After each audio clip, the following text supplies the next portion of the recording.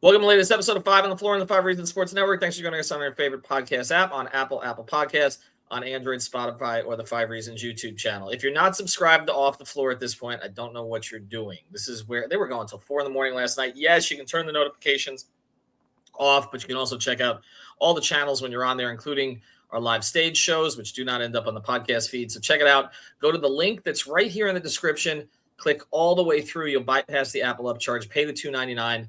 And you can cancel us. Yes, actually cancel us at any time. Also, check out the great sponsors of the 5 Reasons Sports Network, including a special sponsor of this particular episode, Underdog Fantasy. Underdog is the best place to cash in on all your takes during the playoffs. Which players are going off, which ones are ice cold. With over 5 million happy players and 2 billion won, Underdog makes it fun and easy to cash in on all your favorite athletes' performances. You think Bam Adebayo is going to get out of his funk? Go over 17.5 points in a game. You can play them over. And, of course, in the playoffs right now in the NFL, we've got a bunch of games coming up this weekend. So play your favorite Steelers, your favorite Ravens, whoever you want to play. You can find it, again, at Underdog Fantasy. So download the app, sign up with the promo code 5, and deposit now to get up to $1,000 in bonus cash instantly. That's promo code 5. Must be 18 years or older, 19 years or older in Alabama and Nebraska, 19 years or older in Colorado for some games, 21 years or older in Massachusetts and Arizona, and present in the state where Underdog Fantasy operates. Terms apply, void in Colorado for some games. If you're concerned with your play, call 1-800-GAMBLER or visit www.ncpgambling.org. And now, today's episode. Down the Biscayne. Yikes. 5 on the floor, ride for my dogs. Where here's the thing, you can check the score. Hustle hard, couple scars, wearing bubble frogs. Just like Butler said, you in trouble, y'all.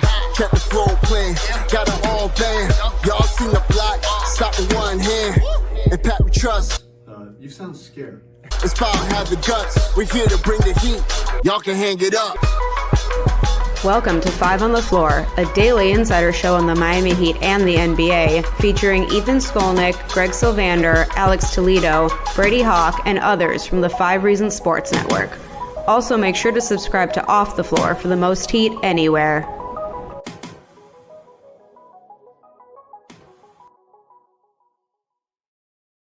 I mean, there's a standoff right now between the Miami Heat and Jimmy Butler, but it's nothing like the standoff that we've had between 5 Reasons Sports and Rohan Nadkarni, who we have been trying to get on this podcast for months to make a repeat appearance. Rohan from NBCnews.com, and it was simply my idiotic tweeting that finally got him on here because Rohan has tweeted. Again, you can follow him at NBCnews.com or at Rohan Nadkarni on Twitter. I'm going on the 5 Reasons pod to confront Ethan about his dramatic style of tweeting. You know, Barry and I have joked about a duel between, but we are like aligned right now. We are basically being assaulted by a turtle. And so we basically are going to you now, okay, as our adversary. So confront me. Bro.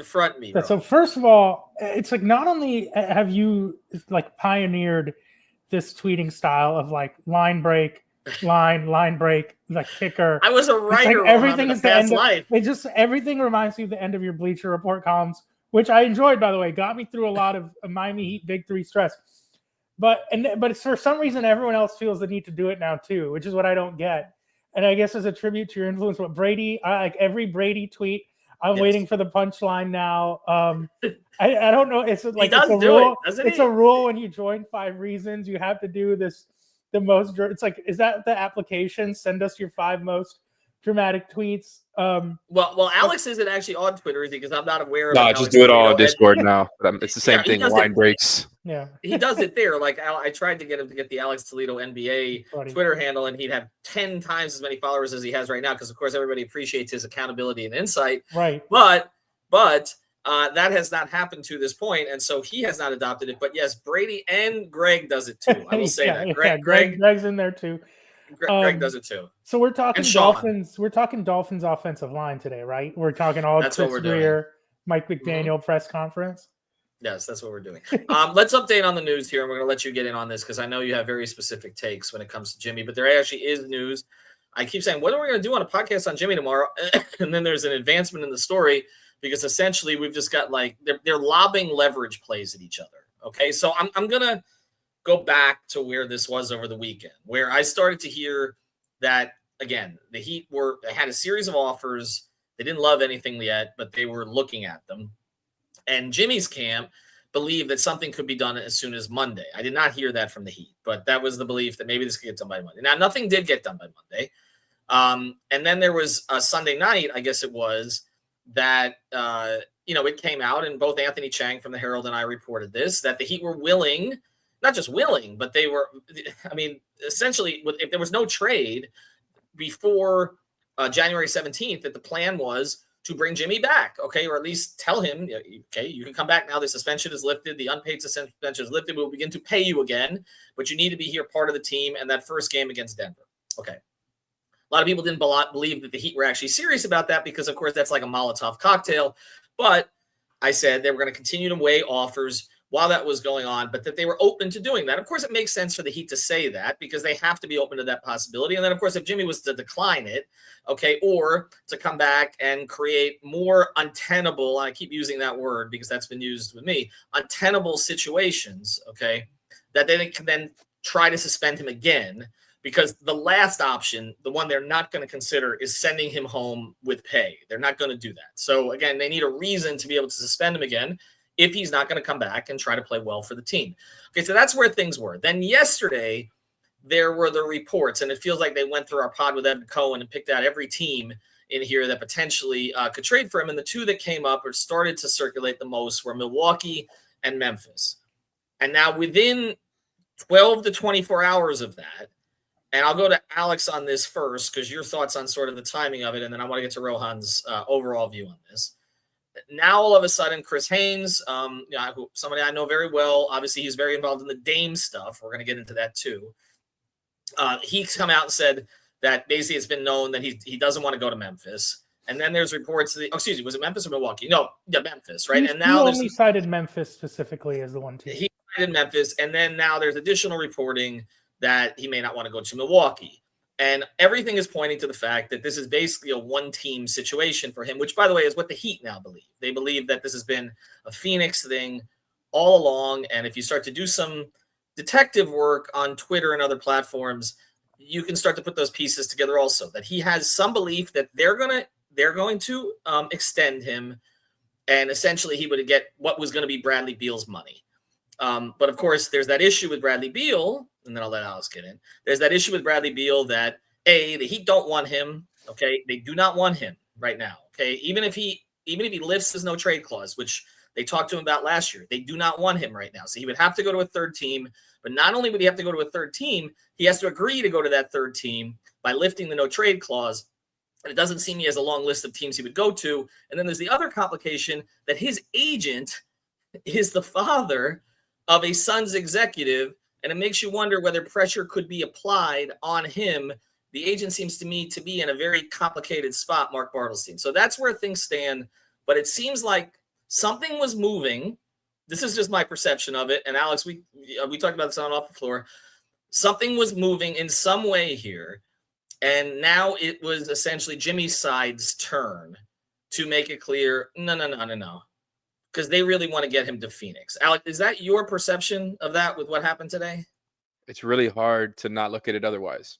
And I feel like that's becoming the consensus, right? Kind of like speculation is that maybe there was something going on with the Heat and Grizzlies. There was some progress being made there. We don't know that for sure, of course. But it makes a lot of sense. Like, we've already gone through different scenarios for them. They can put together expiring contracts, perhaps a young player or a pick. I don't know what that would have looked like, but the options were there for them to be able to add Jimmy into their core without having to give up, a huge haul. Like, that's a value play for a team like that, without having to take any sort of risk. Like, I see the vision. And I think, the Heat and the Grizzlies have obviously made deals in the past, not the same regime. So I don't want to take too much out of that part of it, but just in the sense that, like, there's a lot of logic behind both, right? The Heat could probably get an expiring contracts plus picks / young players type of package out of Memphis.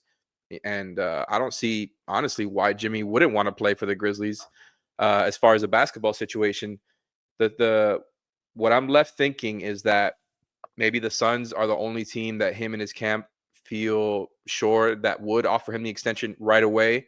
And maybe that's the team where you just don't have to worry about it, where a team like Memphis or maybe another contender willing to trade for him, maybe they are willing to offer the extension, but it's not as sure yet. It's not a set in stone. They kind of want to see how it plays out first before making any sort of commitments. That's just kind of the vibe that I'm getting from it. That's my read on it.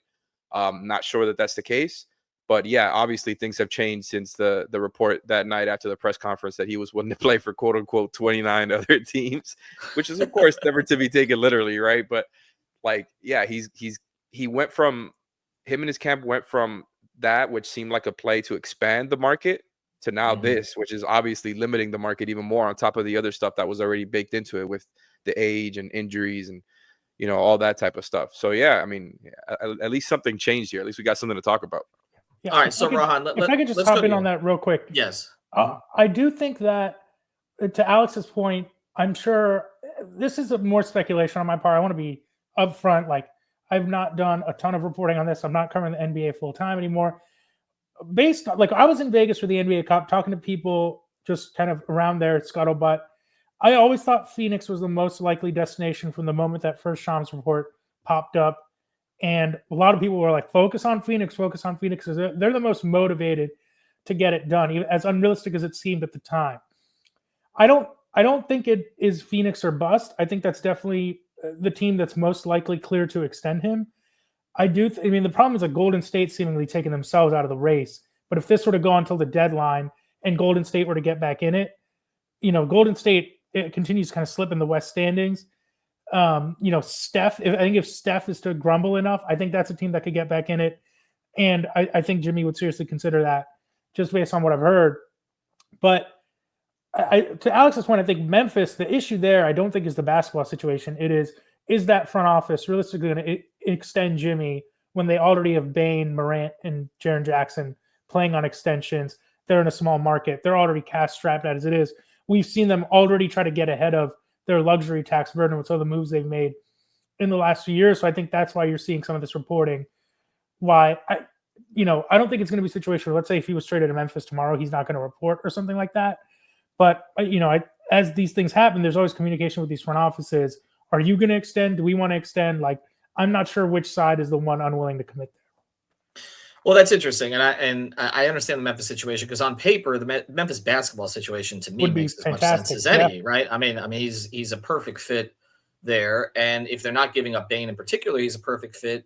But then again, the money with Bane becomes an issue. Golden State was the one I thought was the most plausible from the beginning because of Steph's desire and the fact that they would cater to Steph's desire because they wanted to stay there long term. Mm-hmm. But it doesn't seem like they want to move Kuminga or any of that would work. Obviously, there's a possible trade there that could be executed. It doesn't seem like they're in the mix. And then Houston has kind of taken themselves out of things. So those were the teams that, we were talking about before. Dallas doesn't seem particularly motivated right now either. So that's where we're at. But I want to, before we get to the other side of this, because I should have introduced you at the beginning. You did a story on Jimmy. You spent some time with Jimmy. You know Jimmy. Probably you spent more time with Jimmy, honestly, than we have, because he didn't really spend it with the local media. If you had a local media badge, he wasn't really, he wasn't doing a lot other than the group stuff whenever it is he chose to do it. So I want to introduce you in that sense because you kind of get a sense of how he might think about these kind of things. And you have been of the belief, I think, and we've had all kinds of people all over the platform. Sedano blames everybody. Of course. Right. Okay. And then I think it was a little bit more sort of on the Heat view of this, although he did obviously say he doesn't want to bash Jimmy in any way. And then Vinny, who knows Jimmy very well, I think just sort of expected this to happen. Yeah. And those are some of the guests we've had lately. Where are you on it? So I have a lot to say, and please, let's feel free to I'm about to say a lot of things, and let's feel free to kind of take this apart point by point, when I'm done, and I'm happy to go back and forth because I'll just start with my general view of the NBA, having covered it for so long. And I just think for better or worse, it's a players league. It's a players league. One guy can make a huge difference in a way they just cannot in any other sport. And that's why the Heat's way of doing things, while has obviously been successful, is it butts heads against what players are like today, especially as players continue to get more powerful and realize just exactly how powerful they are. Think of, again, I'm going to get to a lot of things, but Jimmy's technically an expiring deal. He can opt out. Imagine if this was the Heat with a guy who had 3 years left on his deal, which we've seen players do now, try to get out of these insane long-term contracts as well. So I just think that there's a way that the way the Heat work is romanticized, and I get it because it's led to a lot of success. And I understand why people want to have this belief in their front office that they can kind of overcome anything. And we all like to believe that's true, but this is a talent-dominated league, a player-dominated league. There's a reason why there's all this talk about the concessions that they're making Jimmy Butler, which I don't doubt. Like we know some of the things already. I think some stuff may come out eventually. Whatever the case may be, every team in the league on some level is making concessions to those players because they recognize how important their star is. You want everyone to be Tim Duncan. You want everyone to be Steph Curry, but that's not the case. The Knicks hired Jalen Brunson's dad. Like there are a lot of things that go on in the NBA to kind of cater to these superstar types because franchises recognize the difference they can make to their team. So, I think where I'm coming from with this is a few things. One, like, Ethan, you had a big report on this. You had the source who texted you, this is all about money. He just wants to coast through the regular season and show up for the playoffs. What I would say to that is, what other age 35 superstar is not being load managed? And on top of that, if you go back to when Jimmy Butler signed in 2019, we're talking about Anthony Davis and LeBron paired up, Kawhi Leonard and Paul George paired up. We had Kevin Durant and Kyrie Irving that summer as well, even though Durant was obviously injured. These are all guys that I don't think anyone's saying Jimmy Butler's in their tier historically, but you can argue he's been better in the playoffs over the balance of 5 years than a lot of those players. Even though he may not have the ring, I think you could argue he's been better. I mean, he's had more success in the last 5 years in the playoffs. You could argue maybe even than Steph Curry, again, even though he has the ring. Like, if you compare him to the players in his age group, I think he's outperformed them in terms of playoff result over the last 5 years, even though it hasn't resulted in that championship. So when you take that into context and he sees LeBron get extended, Durant get his choice of contracts and teams, Kawhi Leonard, who I think has been way less available and way less successful in the playoffs since 2019, get extended, Paul George get a full 4-year deal. You can argue these are bad deals, but when you look at it from the player's perspective, you're saying, why am I not being taken care of when all my peers who I'm overperforming and out-delivering are getting rewarded? And I think that's the side that has been a little under-discussed. And, we all love Barry. I was a Herald intern. I've said this over. Like, Barry, I think, is a gold standard for local reporting. Like, he does a fantastic job. I've read every Sports Buzz blog since I've been in middle school. Like, when he's saying stuff like the Heat are showing Jimmy Butler who's boss and, Jimmy Butler lied to the Heat front office, I'm just like a little bit wary of that kind of framing. Because another big question I have, Ethan, and I've been trying to answer this, and maybe but one big question I've had is, if everything that's happened over the last few weeks is, Jimmy only cares about money, he's been upset about the extension, why didn't this happen before the season? Because he had every opportunity to say what he said at his press conference the other night when he said he lost his joy. He could have said that before the season. And I believed him when he said, I'm not worried about the extension. It's just a few dollars. Yes, there were games where it felt like his play was bizarre. But, I mean, if you zoom out, you can say, like, Bam Adebayo has also been affected by the offense this year. So, like, his numbers are down. Like, maybe that's why Jimmy's shots are down, He was playing really efficiently. Remember when this all started? The team was playing well and Jimmy was playing well. They were both kind of at their best point in the season when this all started.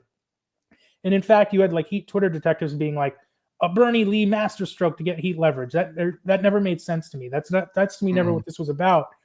So what changed from the start of the season to December that led to all this? That led to what the Heat call an untenable situation over the last few weeks. To me, it just doesn't make sense that one day Jimmy Butler woke up and decided to be angry about things that he's known since the summer. And to your point, I've asked Jimmy on several occasions because frankly, I myself was a little skeptical. I asked him on several occasions to his face, eye to eye, do you really want to retire in Miami? How much longer do you want to play? Like, I know he doesn't want to play until he's 40. I don't think he's interested in that. I think he's looking at these next 2 to 3 years. This is it for me. This is my last chance to cash in. But he told me on multiple occasions, this will be the last jersey I wear. It's the last NBA jersey I wear. I asked him in July. This was a day before the Riley press conference for what it's worth. But I asked him, do you still want to retire in Miami? And he said yes, without a question. Like, he was frustrated by the playoffs. Like, he was frustrated not being out there. He told me how badly he wanted to deliver a championship. Like, I've had the benefit of observing him in multiple situations where he's like interacting with people in Miami. Like, I know for a fact he loves it here, or loves it there, I should say. I'm not in Miami, but I just think something changed. I don't know what it is. Like something had to have set one of the sides off for it to reach the point it reached now, as opposed to 2 to 3 months ago when the facts of the situation were the same. And the last thing I'll say is, a lot of people have said, why don't the Heat just play this out? Jimmy, play this out. Have 1 year, together and just revisit this in the summer. My issue with that is we all knew this team was not a contender. Okay, we all know it, and that's before we knew Tyler Hero was doing what Tyler Hero is doing right now, having the best season of his career, best Heat offense in years relative to the top 10, all these things. At the same time, we know the Knicks have passed them by, the Cavs have passed them by, and the Celtics are still above all those teams in my opinion come playoff time. And you could argue the Sixers on paper, it hasn't worked out, but they made the moves that you want a team to make. Okay, so if the Heat's plan was let's wait on this for another season, my argument would be well, then you're wasting everyone's time. You're wasting not only Jimmy's time, the players on the team, and our time, because we know how this regular season is going to play out. Even if Jimmy Butler was the quote-unquote perfect soldier, it was likely going to be the best you could hope for is a 4 or 5 seed. The best you could realistically hope for is second round, unless there's just another miracle once-in-a-generation 8 seed finals run. So, we don't have to get into did they make enough transactions the last 3 years, but just common sense will tell you, why are you taking what's essentially a gap year and wasting everyone's time if your plan is to not extend Jimmy? So that's kind of like my worldview of the situation, and I'm happy to get into any one of those things further. All right, let's do all of it. I'm trying to track all of it in my mind, and Alex, I want to jump in on this too. And no, I appreciate a lot of it because it is some different perspective. I think the thing that's going to jump out the most of everything that you said is that he said he wanted to retire here on the very day before Pat made his comment. That was at the F1 race. That was maybe two or 3 days before, but the weekend before, he was like, I can pull up the quote, but he told me I want. No, I remember. I remember. It's just now playing it back in my head. I'm like, okay, that was the timing of it. Yeah. Was that when he made the comment about Boston too? We would have beaten the one that angered Pat so much. It was roughly that time. It was a day or two before I spoke to him that video came out. Okay. Yeah. I remember it being around that time. All right, I'm going to try to address some of this stuff as we come back, but a lot of stuff to give us some thoughts here, which is why we wanted to bring different people on the podcast. All right, before we do, want to mention, there's lots of leaks going on here. But anyway, water cleanup of Florida. You can find them at WCUFL.com.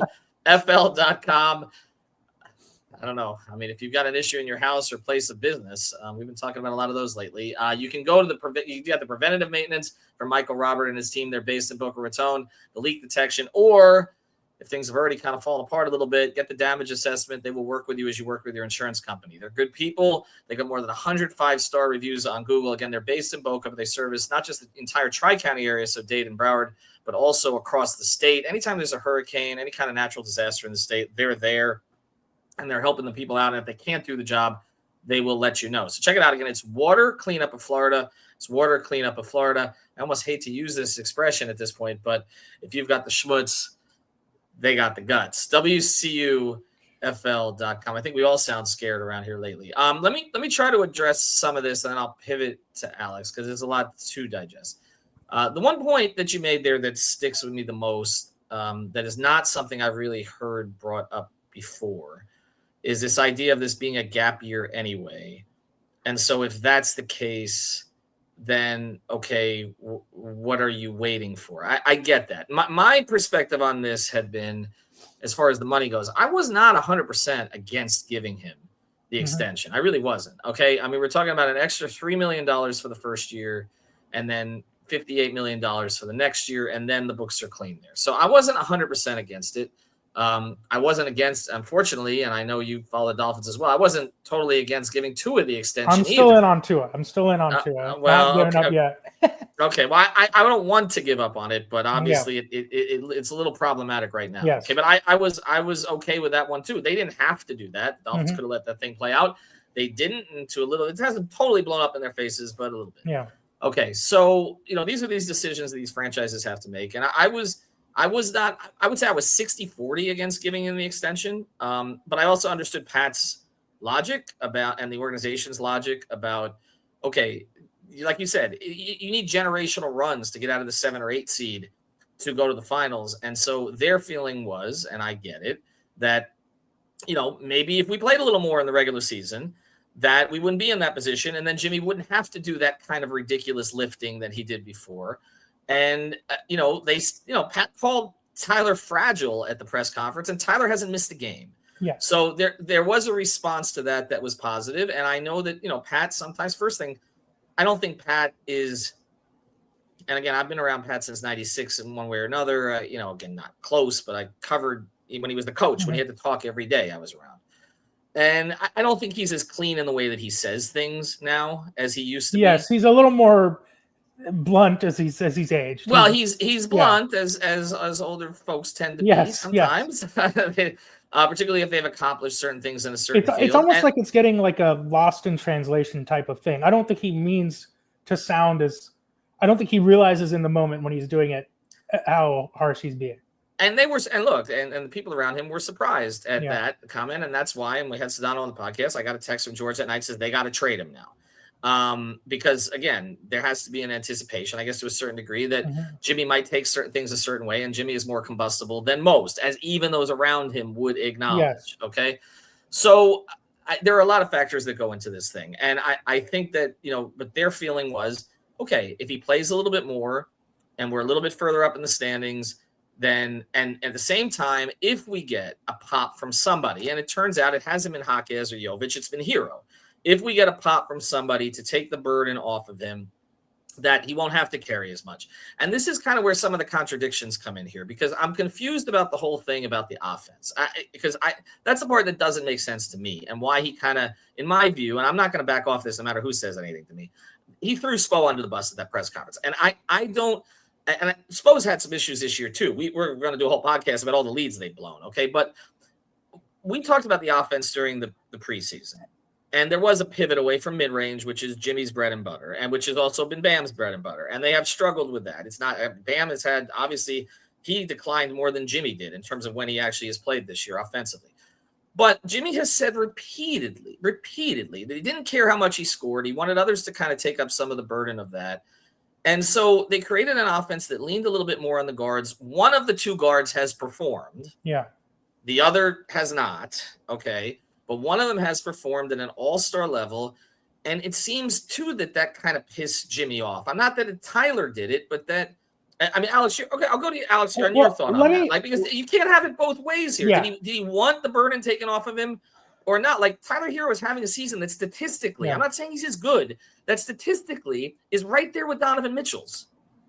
He's giving you Donovan Mitchell production right now. I thought that was the whole point of this. Why would that bother Jimmy, though? Carry during the regular season. It seems like it does, because he literally ran to the corner the other day when he was watching Tyler and Duncan and Bam do things. Okay, and you want to talk about what really blew this up? Okay, that's been happening all season, though.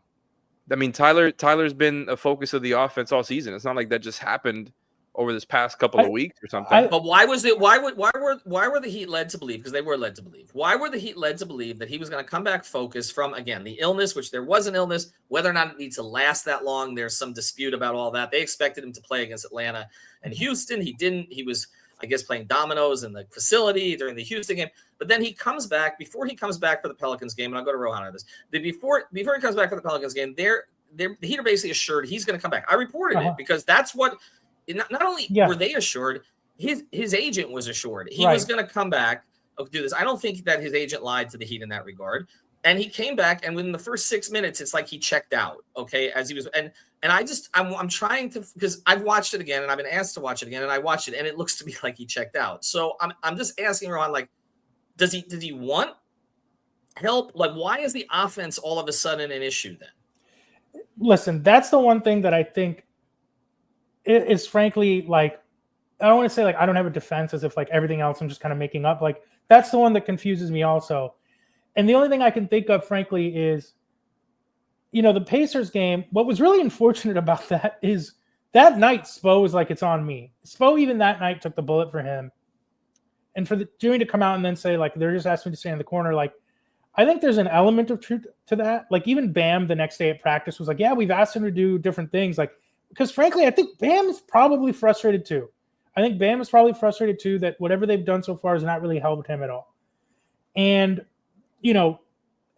that's just not obviously being talked about as much, other than just he's struggling. But whatever they're doing differently it's not really helped Bam and Jimmy. And again, like I don't want to speculate too much because I don't know the particulars of what happened. I'm still trying to figure out exactly what it is, but I think whatever happened to that meeting before the Pelicans and Pacers game, I think made Jimmy act a certain way during that Pacers game. And we've seen conflicting, the Heat again insisting we didn't say this, we didn't threaten this, but what I took away from that was he said in that press conference, "You're not going to question my competitive nature, but if you want me to stay in the corner, that's what I'm going to do." And it was still on his mind a day later. To your point, what's that? It was still on his mind yes. a full day later. Yes. To your point, yes, which kind of lends me to believe that whatever was said in that meeting set him off to a degree where, I think he feels like I'm always competitive no matter what. But if this is the role you're actually going to play, then this is what I'll do. It's kind of like a F you. You know what I mean? It is kind of the read I got on the situation. But like I said, I don't want to speculate too much, but I do think that, again, whatever happened to that meeting, I think was another very explosive moment between these two sides. The one-legged three, though, that was in the Pelicans game. That was in the Pelicans game, yes. Okay. And then Bam looked at him like, "What are you doing?" And I don't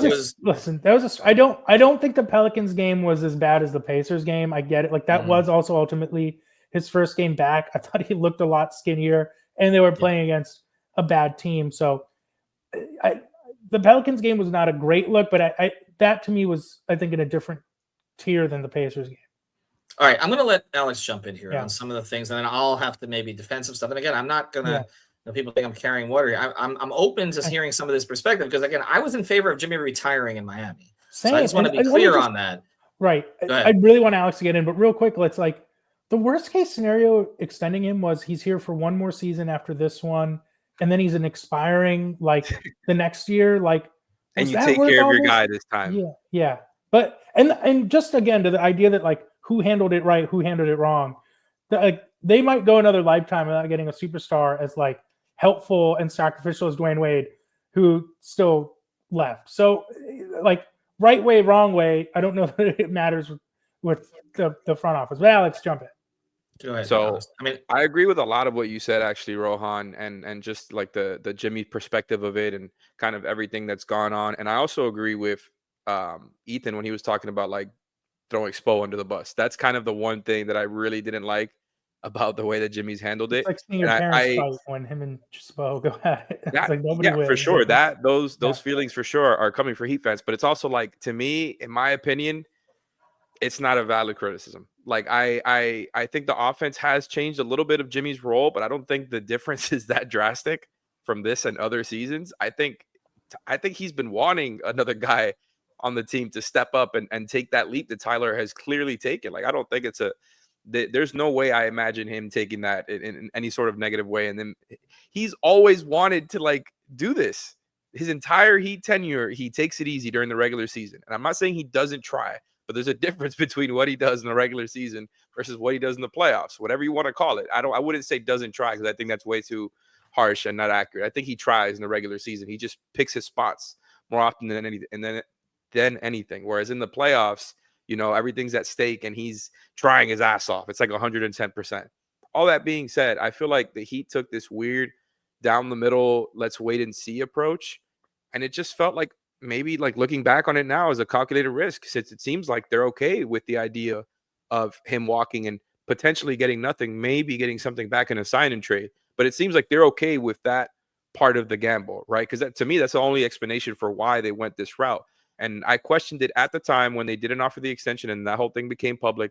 I questioned Pat Riley's comments the day of the press conference. I was bewildered as to why he did that in the first place. I know it's Riley. I know like the history. I know all of that.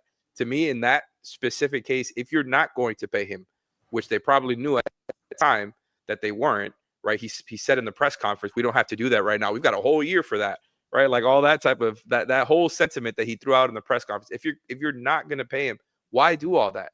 I commend Riley for being honest, right? Like it was a great press conference to be a part of in the sense of like, wow, that was crazy. Like I don't think any of us saw that coming. Maybe Ethan did as far as what he said regarding Jimmy, what he said regarding Tyler, even if he maybe didn't mean it quite as harshly as he did, as he said, as Rohan said. But like this down the middle approach, I just didn't agree with. I thought they either should have paid him or should have moved off of him in the summer. And I know that that's easier said than done. It's not like some easy thing. You just trade him in the summer. Nobody wanted to see that happen. I just think like they took this risk and now here they are. It bit them in the ass. And obviously something happened. I think like Rohan's talking about, maybe it was that meeting before the Pelicans game.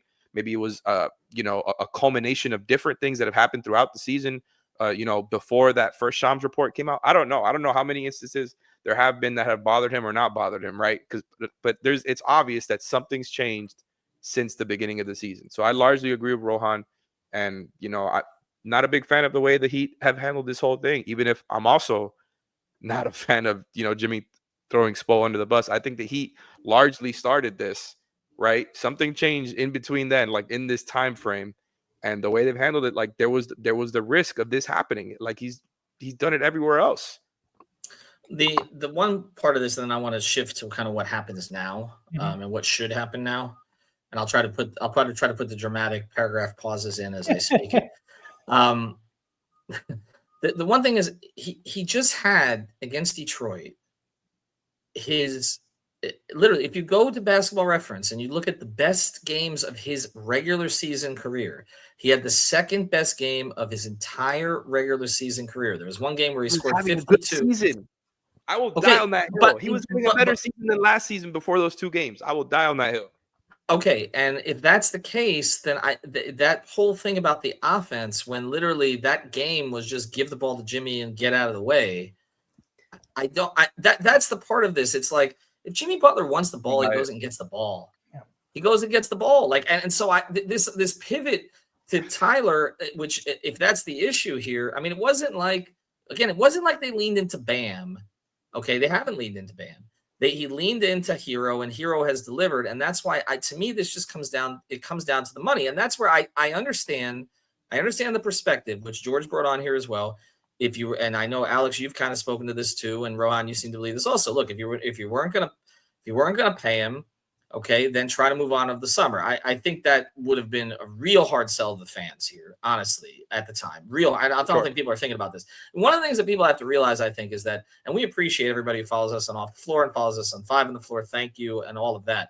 But the 90% of the Heat fans, they just want to go see the player at the arena. That's it, okay, or on TV when they got nothing else to do. They're not as engaged in all this stuff. And the idea of trading Jimmy Butler out of nowhere, I don't think that would have played very well here with the masses. Beyond whatever compensation. Was this the best business move, though? The down-the-middle strategy was the best move? I get it, but I'm saying that it would not have – you have to think of the other factors here involved, okay? It's a risk that they took, but we're now seeing the downside of that risk, which is this is even worse, which is he's not playing in the games.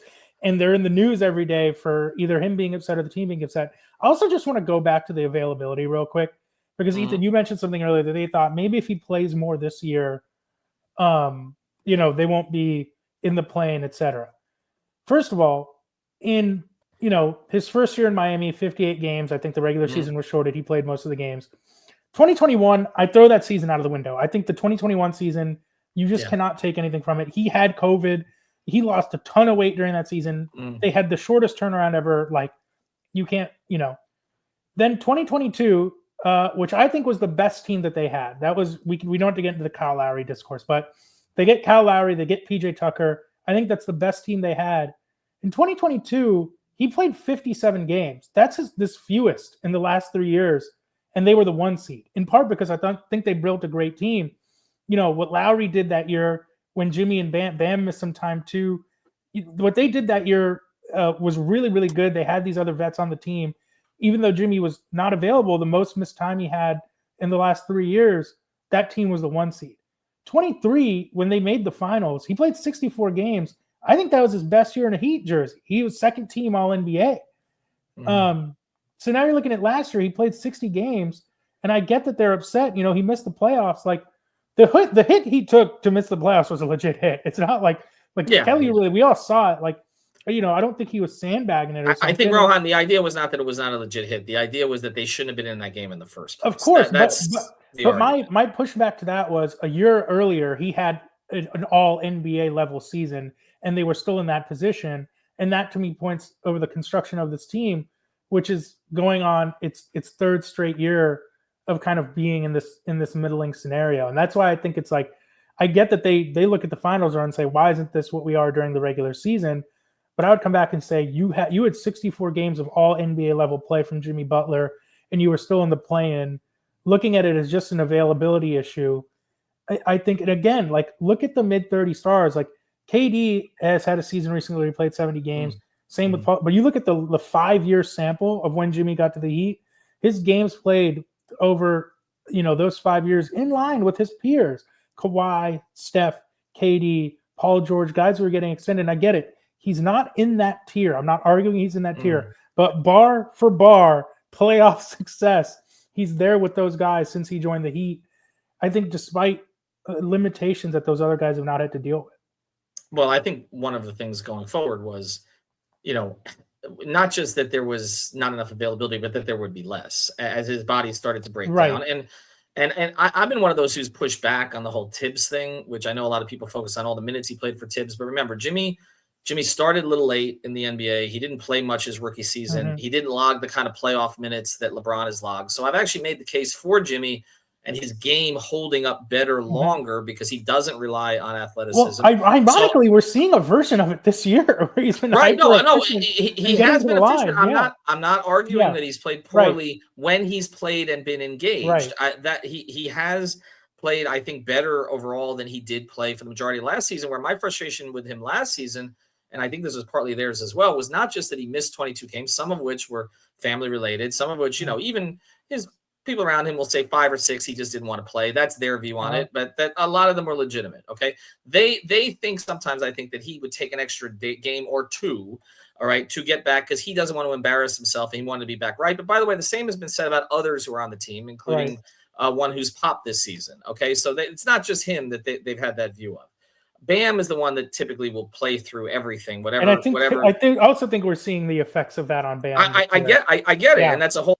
Again, we could do 12 hours of podcast because there's a lot of variations, and I think one of the things that you talked about is interesting, which is this whole argument about whether or not they did enough for him during his time, and they did get him Kyle, like you said, it did pay off in that 1 year in particular. But I guess if we're going to go back through every move they could or could not have made, then we start to get into the nuance of some of those moves. And look, they were not going to get Dame. Okay, if he wanted them to get Dame, I've also just want to throw out. Forget about the stars. Like Derek White has, and again, I'm not Tyler's or Porzingis or some of the others. Drew. Right. I mean, PJ Washington. There are guys who have been role players on great teams that would frankly be the Heat's third best player, and that's no shade to Tyler, but we're talking about proven playoff guys, whether it's an Anunoby, a Bridges, Porzingis, Holiday, White, that they either didn't have the assets or foresight to get that are not stars. Josh Hart, even imagine Josh Hart, they'd be retiring his jersey. That was for a second round pick, right? Yeah, I believe and, that. Salary dump by New Orleans. So it's not even to me about the stars. It's these are the guys that they missed on. And you could say they either didn't have the foresight of the assets, but that comes back to the front office ultimately. But sometimes having the assets, and again, this is Carter, where I sort of understand the perspective is if you were going to max out Jimmy again, then you were limiting with the draft pick stash that you currently have, which is not a lot.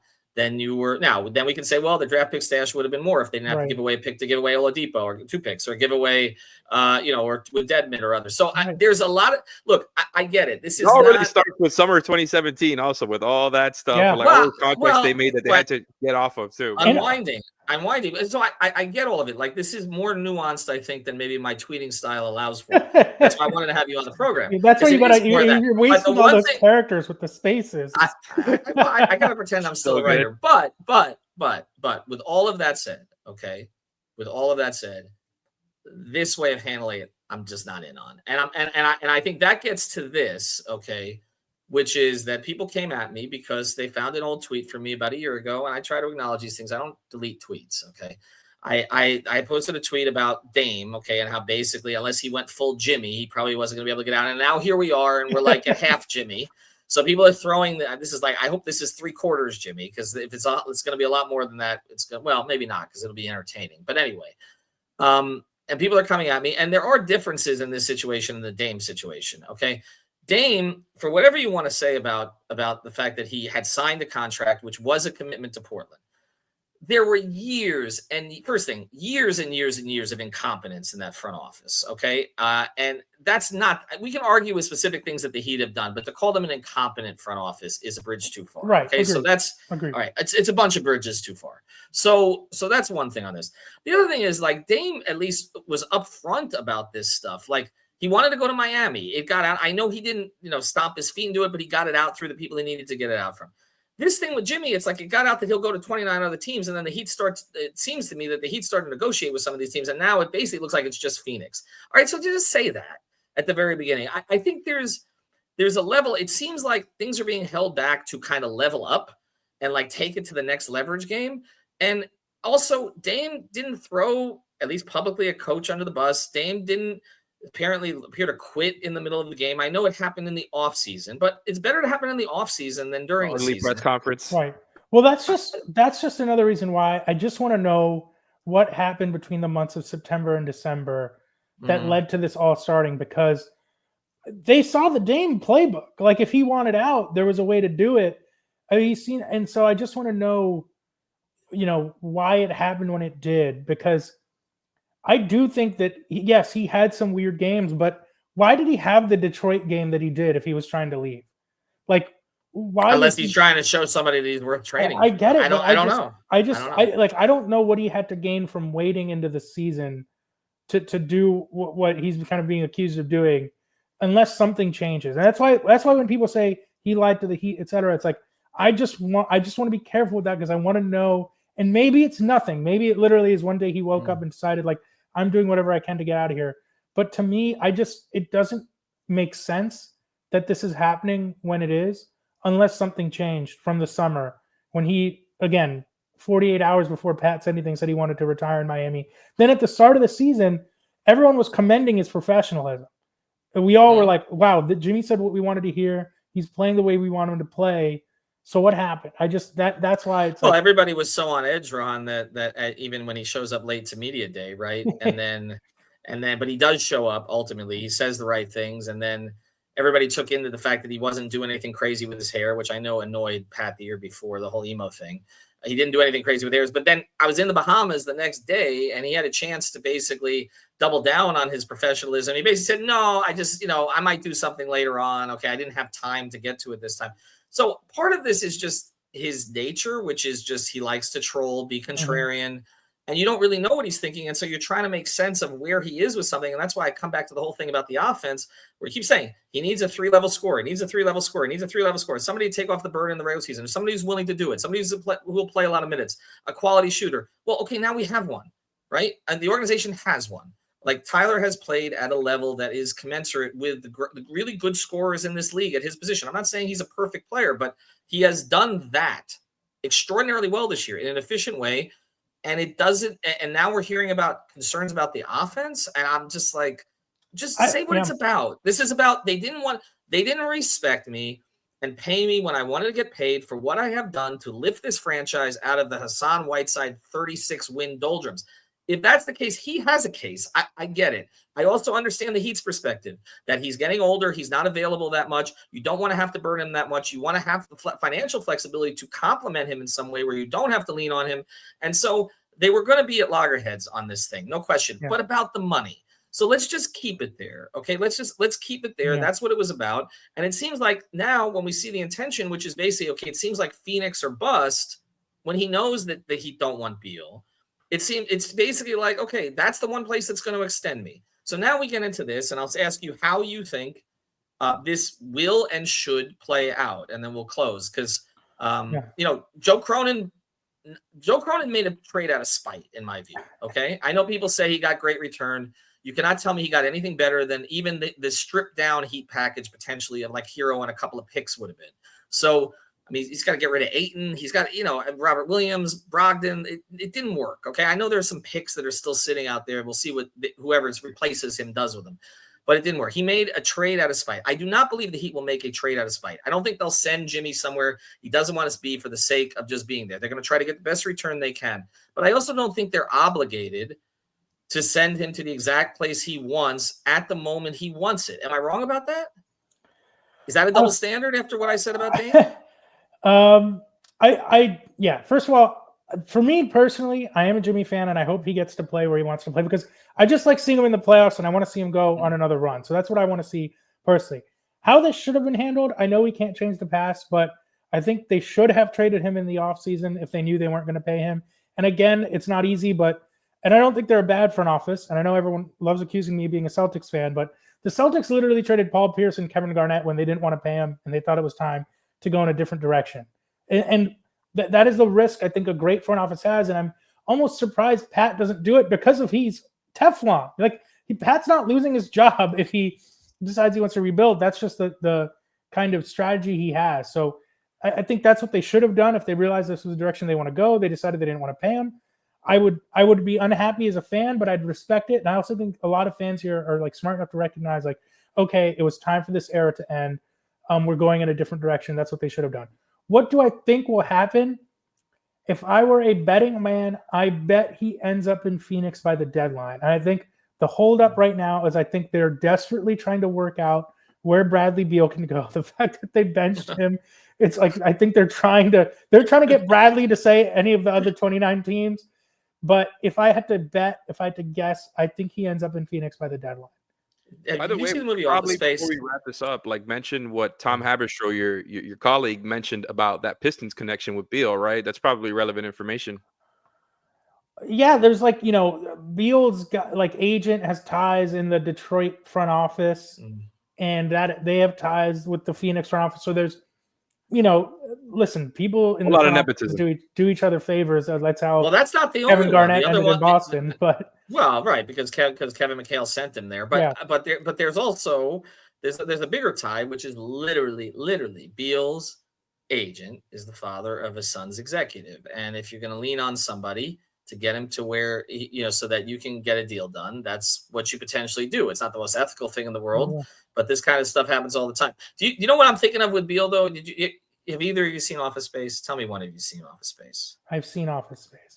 Okay, it just feels like the Suns are taking away Milton's stapler right now. Like, remember, they just kept moving him from one cubicle to the next cubicle, to the next cubicle. Eventually, he burned the whole place down, and they got the insurance money.